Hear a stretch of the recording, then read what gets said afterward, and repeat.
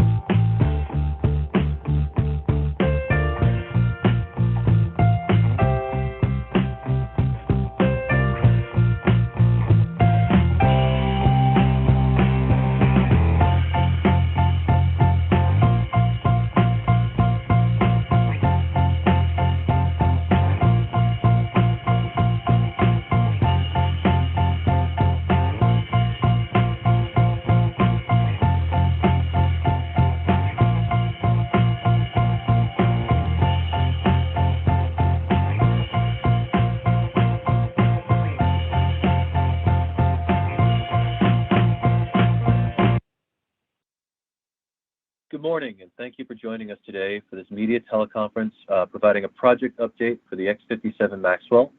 I'm Rob Margetta with NASA's Office of Communications. I'd like to introduce our speakers now and then turn this over to them. After their remarks, we'll take questions. Today, we'll be hearing from Bradley Flick, the Director of NASA's Armstrong Flight Research Center, Kate McMurtry, Deputy Director for the Integrated Aviation Systems Program within NASA's Aeronautics Research Mission Directorate, Vince Schultz, X-57 Deputy Project Manager, and Sean Clark, X-57 Principal Investigator. And with that, I will turn this over to Brad for his remarks. Thank you. Thanks. I'll start with a little bit of background on the project just to get us all calibrated, and then talk a little bit about why we're here, then we'll continue through the program. So in 2014, NASA's Aeronautics Research Mission Directorate made an investment in the fledgling electrified propulsion technology areas with the testing of a truck-mounted high-lift wing with distributed electrically powered propellers. We called that the LEAP-TECH project out here at Edwards Air Force Base, working with two small companies, Empirical Systems Aerospace, or ES Aero, and Joby Aviation. That was an interesting test, and it planted a seed that grew into the development of a flight research project, ultimately known as the X-57 Maxwell.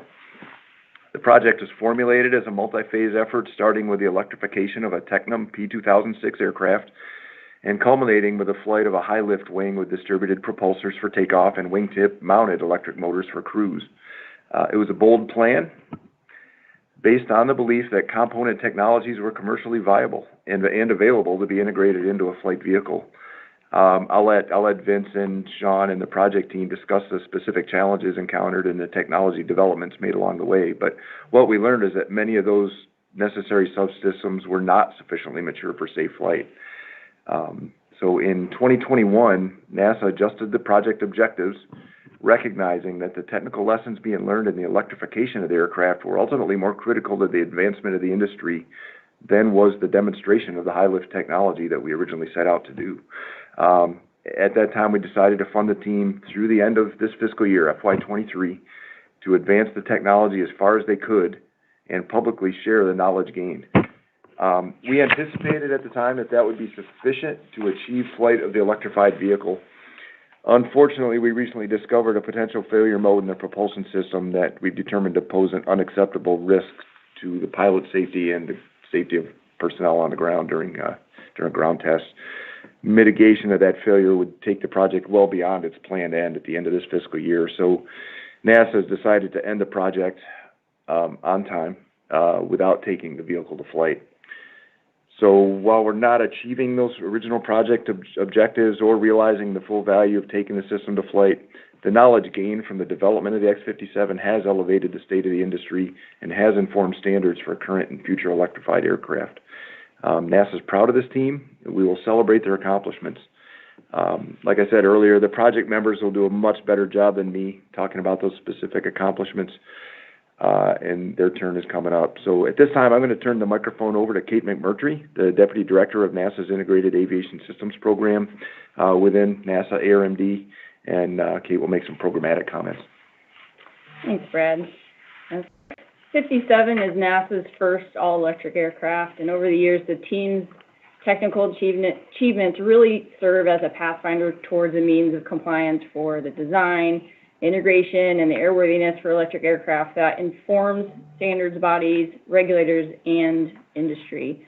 And that pathfinder approach has resulted in over 100 and growing public shared publications of technical insights, lessons learned, and best practices that have really shaped industry. And this is evident by the fact that industry's electrification challenges at the time of X-57's conception are not the same challenges the community faces today that Brad alluded to earlier. The X-57's achievements have also influenced other NASA work on electric aircraft development. The array of technical challenges addressed have established a firm foundation for advanced air mobility vehicles to make progress towards the Federal Aviation Administration certification and operational readiness.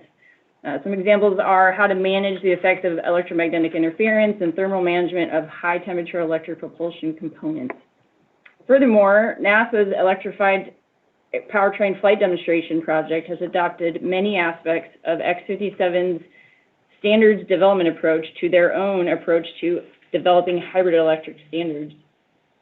So in the world of research, the true failure is not learning. So now, as a flight research program in ISP, our aim is flight, yet success is not always contingent on it. Success is rooted in the learning. So while we're maintaining the planned past X-57 closeout, which no longer includes first flight, the success and return on investment of the project has been secured through the current evidence of broadly shared learning that it's offered over the years and will continue to offer throughout closeout. So what does closeout look like? Maintaining the project schedule means concluding aircraft operational activities around September of this year. And in the coming weeks, the X-57 team will be refining the scope of the technical value that can be accomplished within that target. After September, the team will focus on data analysis, paper writing, and hardware dispositioning. And the publication posting to the X-57 public-facing website is expected to grow throughout project closeout, as I mentioned previously. And the engagement by the X-57 team with standards subcommittees will also continue. While lessons learned and best practice capture has been embedded throughout the X-57 project lifecycle, several months ago the team did start the lessons learned documentation process as a formal part of initial closeout activities, and they will continue this in the months to come. In addition, we do plan to go beyond traditional programmatic closeout and host a technical interchange meeting intended to be a dialogue forum to hear and discuss X-57's overall technical knowledge capture with internal and external stakeholders. Both the team and NASA leadership is energized to continue to capture these key learnings and insights, and we're looking forward to the planned opportunities of continued engagement with stakeholders. So at this point, I'd like to offer a transition to a project perspective by handing off to Vince Schultz. Thank you, Kate, and good day, everybody. Vincent Schultz, Deputy Project Manager. The objective of this project from the beginning was our desire to develop a test platform for these electric advanced technologies and design methods. It was never meant to be a prototype of some future electric aircraft, but again, more of a test platform. The project early on received an X-plane designation. We were very proud of that fact. It was NASA's first X-plane with a test pilot on board in many, many years. The philosophy behind X-planes is to push for major advances in aircraft technology development risk. So we are challenged to stretch the limits in a reasonable manner, a responsible manner, to get as much learning from our research that we can, all the while maintaining safety, which remains our top priority, first priority. In addition, by setting the goal of taking this aircraft to flight, we had to structure an planning with the flight rigor in mind. Higher level of research fidelity, allowing us to address challenges and identify solutions with even greater applicability to industry needs. The project recognized our learnings could truly benefit the developing domestic electric aircraft industry. One of the most effective ways to help young companies that are bringing these new technology products to the marketplace is to contribute to industry standards and to work closely with the FAA as they work directly with applicants who approach them to certify these novel technologies. Many of our NASA personnel on this project are directly involved in the industry standards groups and therefore directly contribute to the development of relevant standards, for example, standards for electric motor flight qualification or standards for distributed electric propulsion. Our X-57 team members also participate in various industry groups, for example, GAMA, the General Aviation Manufacturers Association, and freely contribute to the lessons learned discussions within these forums. We've already had several inquiries from individual companies developing electric technologies who are having specific issues with a particular technology. They approach us and ask for our help. They want guidance from us on how did we overcome similar barriers encountered. And we freely share those experiences and lessons learned as we can. So now let me turn it over to our principal investigator, Sean Clark, and he can address some of the technical barriers we've had to overcome. Yeah, thanks, Vince. And there's probably too much to talk about here, but I'll touch on a couple things there.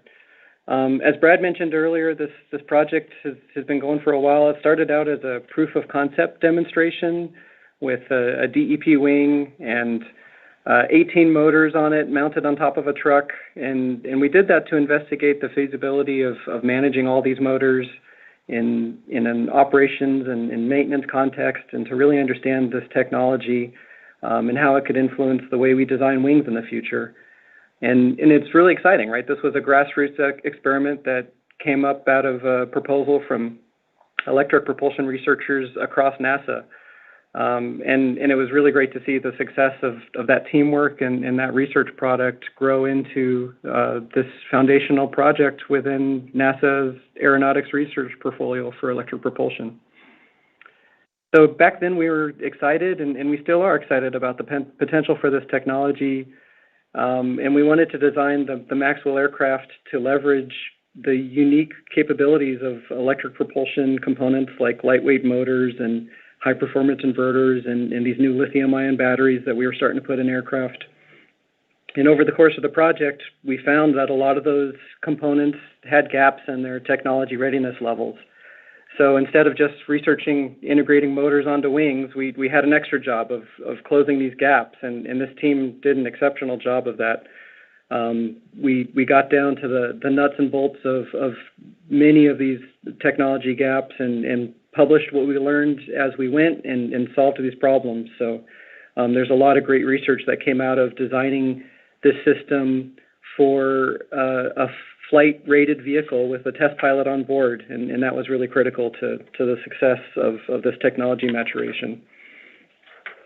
So it's been really impactful, and I'm excited to see how much progress the advanced air mobility industry has made along the way since this project started, and in conjunction with the contributions from this team. Some of the specific technologies that we've been working on, the battery system, we found that when we started the project, we couldn't just go get batteries off the shelf and put them in the airplane. There was no practical packaging method for these cells that were safe enough to put in the seat next to our pilot. And so NASA Aeronautics and spaceflight researchers worked with ES-Aero and EPS, and we developed a new product that's now been commercialized. So that's really exciting for us. We did a lot of work on the inverters. The inverter system that was state-of-the-art at the time when we did our initial design back in 2015 and 2016 turned out to not be ready to fly. And all of our ground test program showed that, and we were able to go through and do a full redesign, working again across the team and make an exceptionally efficient inverter that allows us to demonstrate some really great thermal performance for the future aircraft using this technology. And then while we were doing all that, like I said, the distributed propulsion system continued development. We went through the design process for distributed propulsion motors and controllers, both software and hardware, and how all of these components fit together into a system. Went through design review cycles and have a lot of documentation and artifacts to share with stakeholders out in industry and in certification authorities. So there's a lot of exciting products there. And that's really the summary. I'm really excited to see how all these contributions will catalyze propulsion development in industry and in future research. And with that, I think I'll turn it back over to Rob. Thank you, Sean, and thank you to the rest of our speakers. At this time, we'll take questions, and I will ask our operator to provide instructions. The phone lines are now open for questions. If you would like to ask a question over the phone, please press *1 and record your name. If you'd like to withdraw your question, press *2. Thank you. The first question in the queue is from Garrett Reed with Aviation Week. Your line is open. Hi, this is Garrett with Aviation Week. My question is, I wonder, did the X-57 program try to do too much, try to attempt too many things at once? You had several modifications planned after just the initial one, and it just seems like quite a lot that you're trying to juggle. Do you have any thoughts on that? So Sean here, I'll give some thoughts and others can jump in too, but that turned out to be the case, I think, Garrett. The idea was to go demonstrate propulsion airframe integration and put electric motors in places on a wing that would let us design wing technology in a different way. And there were some assumptions that turned out to not be true with that. We expected that the technology that was available in the lab environment was ready to transition to the flight environment. And so we thought we could go get batteries, which at the time were already driving around in electric cars on the road, and it seemed like a small change to get them in an aircraft configuration, and same with motors and inverters. But as we dug into it, we found that we really did have to do a lot of technology development there. And that's one of the reasons we went to that staged approach that you referenced, where we went to Mod 2 was the first electric version of the flight campaign that we had planned. And that was really to retire those technology gaps and show that the new electrified components could work well before we went on to the really interesting and riskier flight tests with the high aspect ratio wing and wingtip propulsion. So yeah, we didn't plan it that way. That ended up the corner we were backed into, and we made a lot of progress toward retiring those risks, but it was a lot of scope there. Yeah, and Brad here, that it's also important, I think, to know that unlike a company that's developing a product, when we ran into technical difficulties, we wanted to know why those difficulties existed, right? So you do there's a research element of that, where it said, hey, if we run into a problem with a system component, we don't just scrap it, buy a different component. We want to understand, okay, why was that not suitable? So a little bit different flavor. But I think Sean hit it. I think there was a belief that, we've been building electric motors and batteries for over 100 years. How hard could that be? So there was a belief that the technologies were more ready than they proved to be.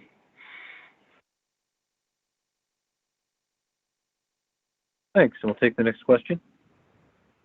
The next question in the queue is from Rob Verger with Popular Science. Your line is open. Hi there. Can you all hear me okay? Yeah. Great. Thank you so much for this update. And I wanted to ask Sean or anyone else there if they could be a little bit more specific about what the potential failure was, what the kind of tech issue behind the potential failure was that led you to conclude that a flight would be too dangerous to undertake. We're kind of in the middle of analyzing that, so I don't have a lot of details to share today, but there was, as we got into the detailed analysis and airworthiness assessment of the motors themselves, we found that there were some potential failure modes with the motors mechanically under flight loads that we hadn't seen on the ground. And we've got a great design in progress to fix it. It's just, it would take too long for us to go through and implement that. We need to complete our design cycle, go through prototyping, and then go through component testing and system integration. And in the months left to the project, that's just a little bit too much of a delay to fit in. So we'll be going through that and closing out, and we'll see if there's any useful lessons to extract from that and share those as we go as well. Okay, that was Sean speaking? Yeah. Awesome. Thank you. Okay, next question, please. Next question is from Tom Risen with Cerium. Your line is open.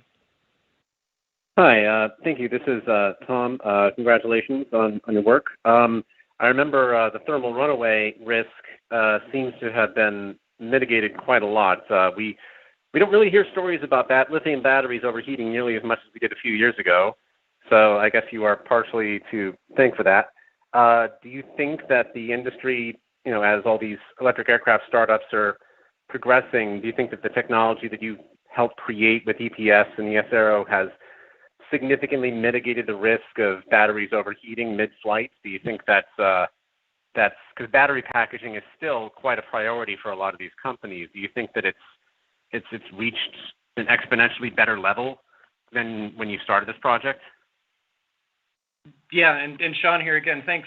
That's a great question. I am super proud of the work this team did on the battery system, and I agree with you. At the time when we started the project, I don't know, my personal impression of the attitude of the industry was, we'll package these batteries and accept that they're going to fail once in a while, and you might have damage to aircraft or even more critical failure. But the X-57 team couldn't accept that. We've got NASA test pilots sitting next to these batteries, and they're sitting right behind his seat. So we went through and really pushed the team and pulled in experts from the space station battery design and really ended up with a great product with that collaboration with ESRO and EPS, like you said.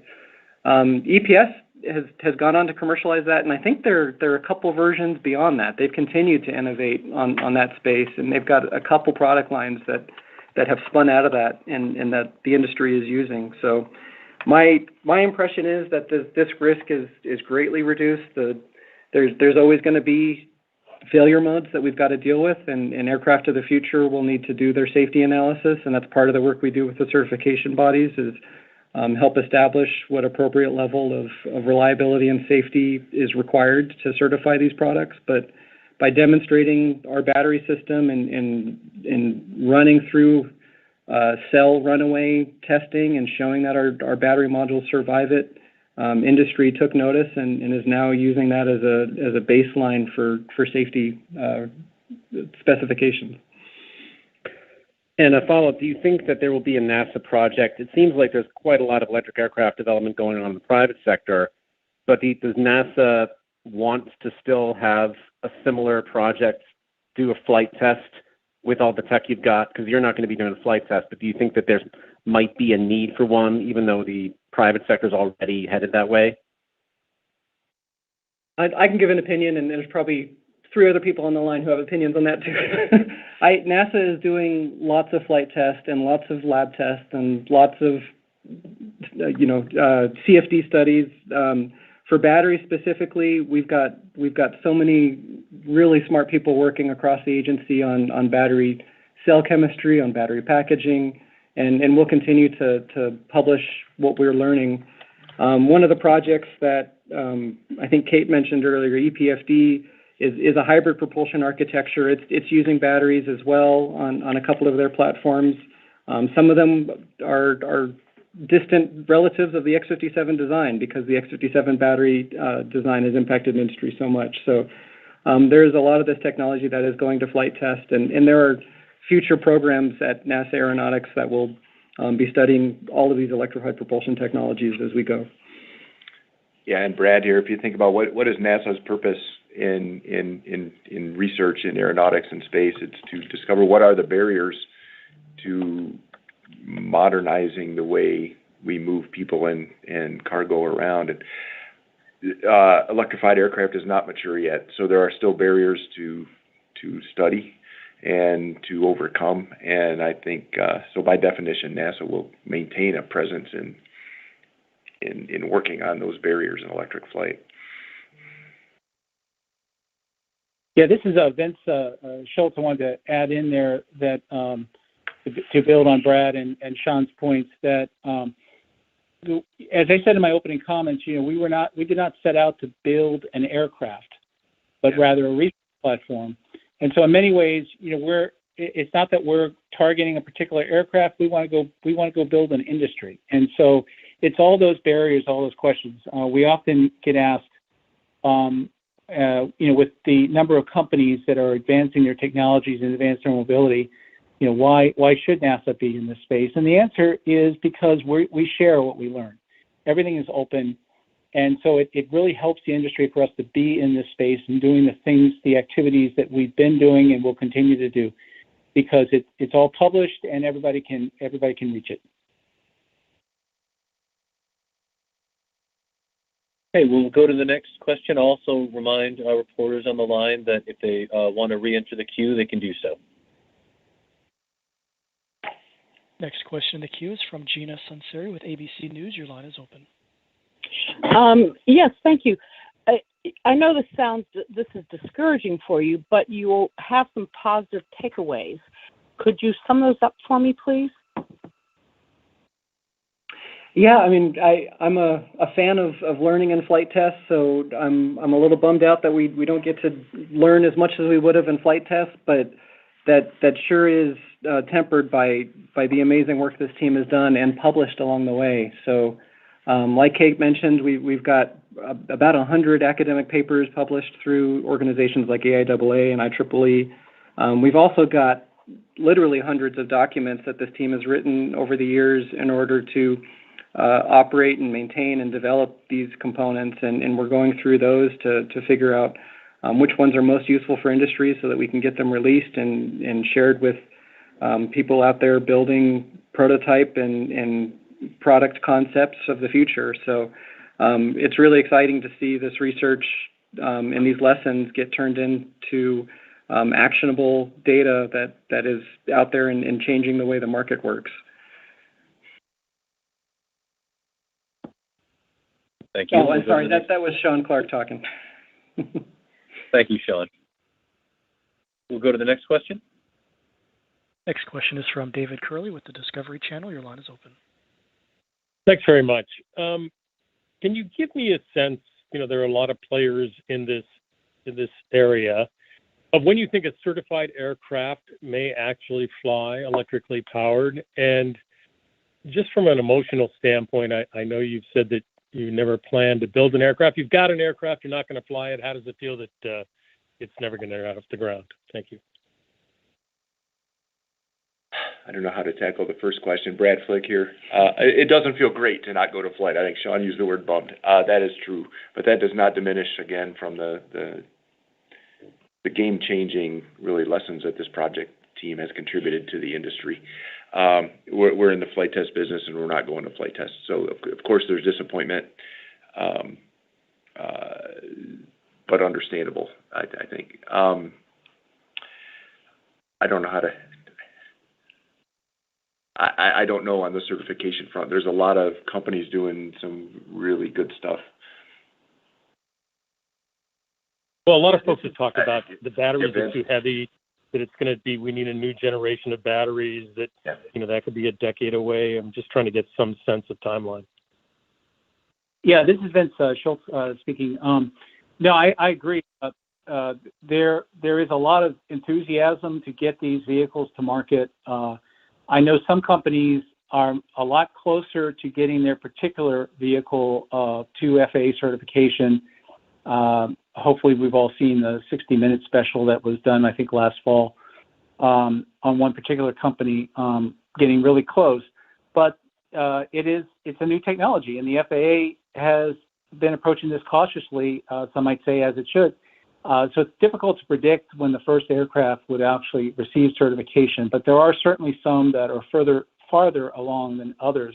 I would like to add, what we'd like to think is, because we're in this space and because we're developing we're trying to knock down these barriers and we're publishing the information, we'd like to think that the path to certification perhaps is now shorter because we've been in this space, that we've been able to enable, some quickening of the process for these applicants, these early entrants into this exciting new industry.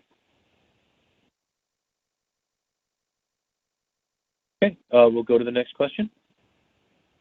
Next question is from Garrett Ream with Aviation Week. Your line is open. Hi, yeah, I wonder if you might have, I know you've spoken about some very specific technical lessons learned, but I wonder if you have just more general strategic research and development,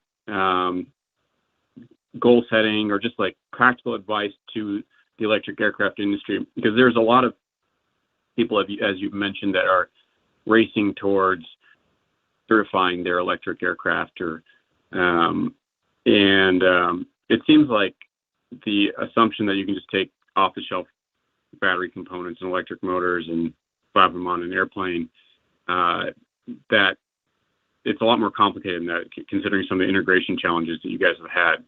So did you have any advice to people that are following in your footsteps when it comes to developing and certifying an aircraft?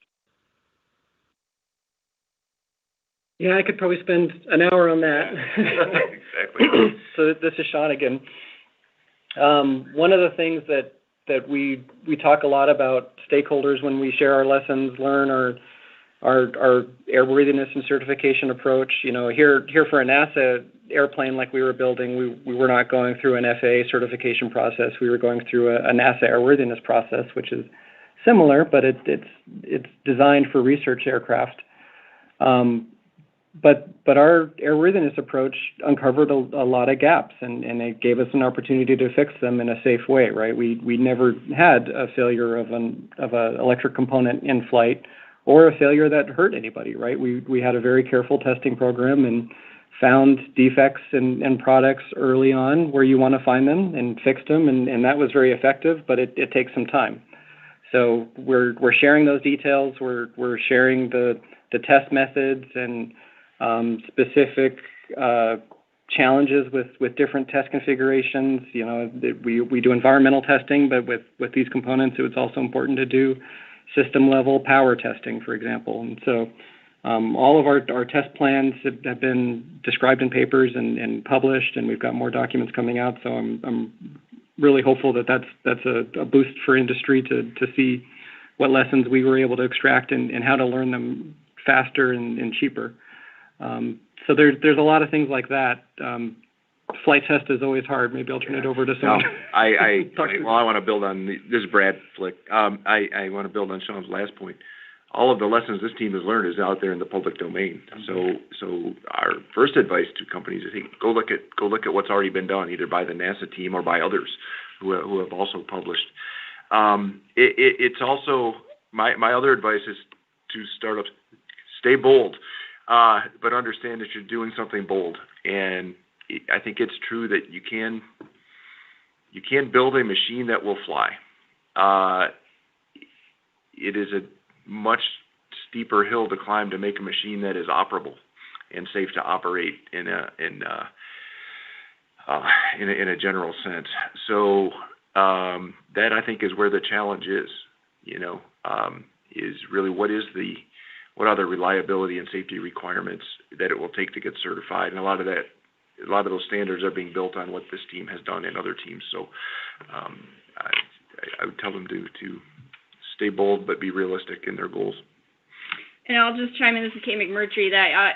We're offering some comments here on that question, and we're also refining that perspective throughout our closeout activities that will capture not just more of the technical insights and lessons learned, but also the programmatic and the general insights. And so those, again, will be documented and captured and shared. So stay tuned for more of those key insights moving forward.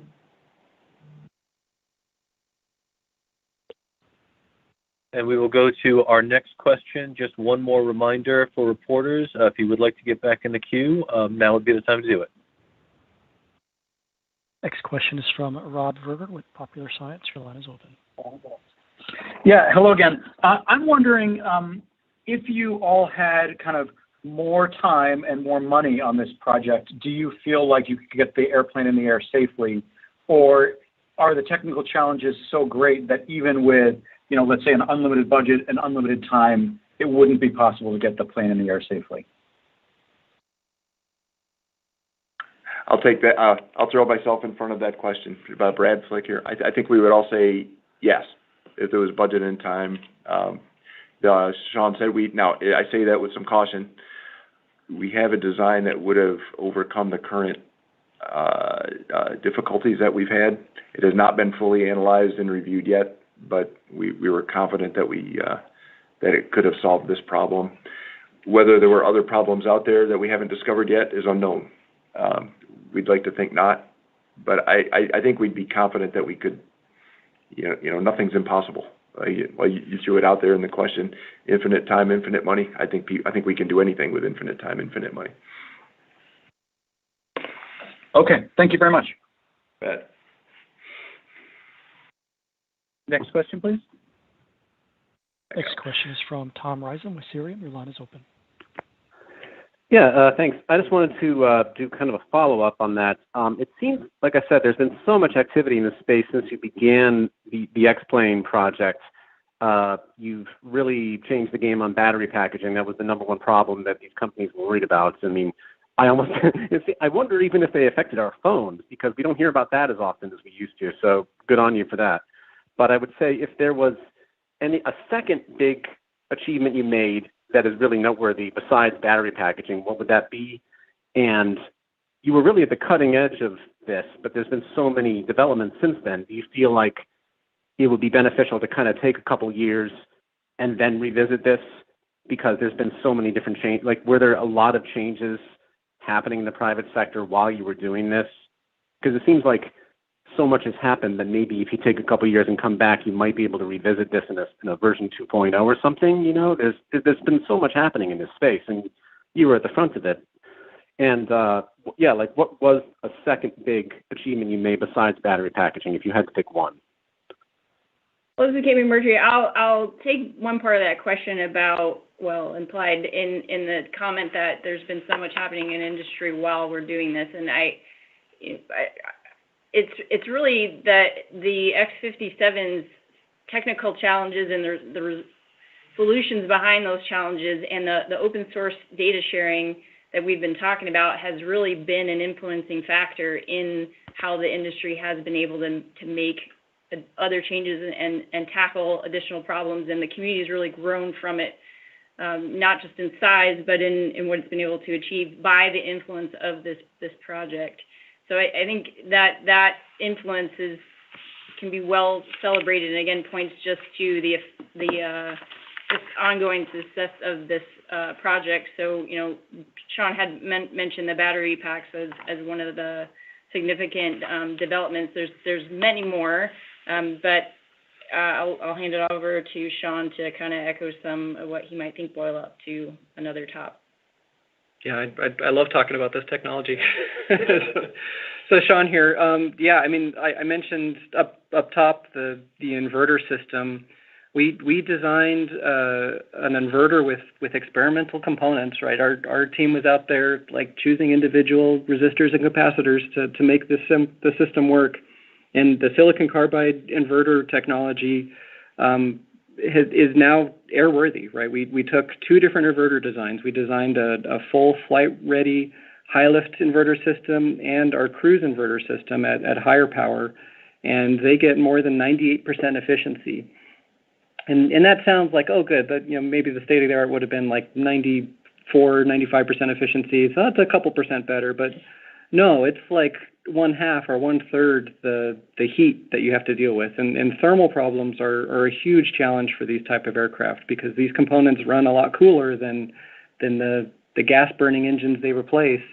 It's really a tricky problem to deal with the waste heat that you've got left. And the team did such an exceptional job designing a high efficiency inverter that we didn't even have cooling fans in our nacelles. And we've got papers that were just published last week that describe how the thermal performance of that system works with no fans and no cooling pumps.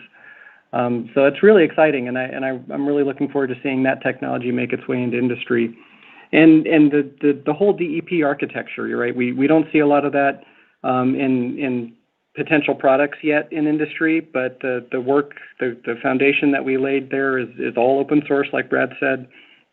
We've got analysis of how the pilot interface works. The pilot's got to deal with 14 motors on this aircraft design and more on some of the other concepts that are out there. How many switches do you put in front of him so that he's not so busy that he can't also fly the airplane?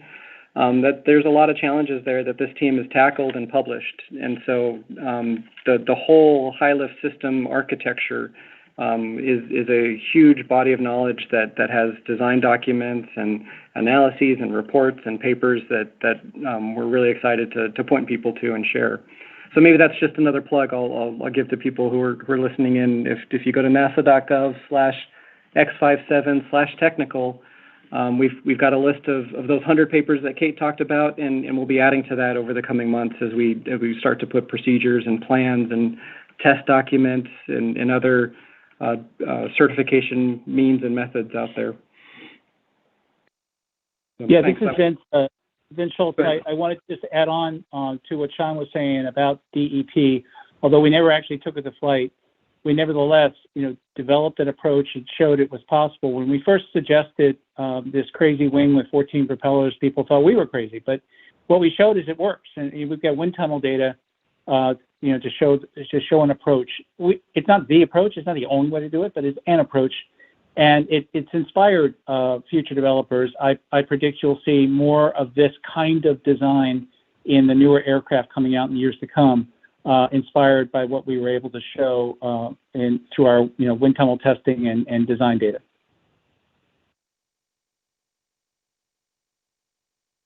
Thank you. And if anyone on the line didn't catch that URL, you can go to your search engine of choice for X-57 technical papers to find that NASA site. We'll go to the next question, and that will be our last. Next question is from David Curley with the Discovery Channel. Your line is open. Thanks very much. If I understand you correctly, it was the potential failure modes with the motors that led to this decision. What specifically were you worried about in those motors and their failures? And how many of the 14 motors could you lose and still fly? So this was the Mod 2 configuration, which was the electric demonstration phase of the project. So we would have had 2 motors on board with multiple inverters and batteries to really check out that technology. The failure mode had to do with the mechanical interface between the rotor and stator on the motor and how that interfaces to the wing. And so we were finding that the flight loads were different enough, and the motor design had a couple particular failure modes that show up through our detailed analysis that show that it could seize up in flight, basically, and not be able to operate in a way that could be a safety hazard to our pilot. So like I think someone said up front, safety is our prime driver here. We want to make sure that we're developing this technology and showing a way to operate it safely. And so with the current design of the motor, without some design changes, we're not quite there. And like I said, we've got a good start on a package that would solve that. This technology is not insurmountable, but it takes time. So that was the main hurdle there. And so one thing I'll point out that just to kind of wrap up my thoughts about the the program and the technology is this technology is still really exciting. I'm really looking forward to seeing where we go in industry, and when I can put my family on vehicles that use this technology in order to do regional flights or urban flights. There's a lot of opportunity here, and I'm really proud of this team and the work they've done to help get the industry further along than we would have been.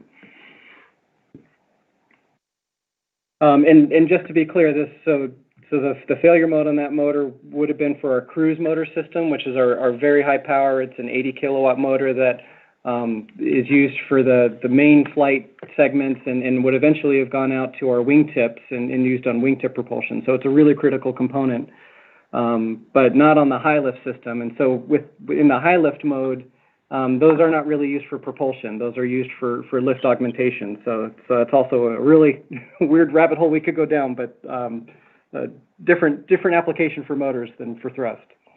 I actually understand that. Thank you. Yeah, thank you. Okay, I'll just turn this back to our panel one more time. If there's anything that you'd like to say before we close for today? Nothing. No, thank you very much. Okay. Well, with that, I'd like to thank our speakers, Brad, Kate, Vince, and Sean, and thank everyone who joined us. We'll bring this teleconference to a close. Any members of the media looking for additional information can contact NASA's Office of Communication, and I'll ask the operator to close us out. Thank you so much. This concludes today's call. Thank you for your participation. You may disconnect at this time.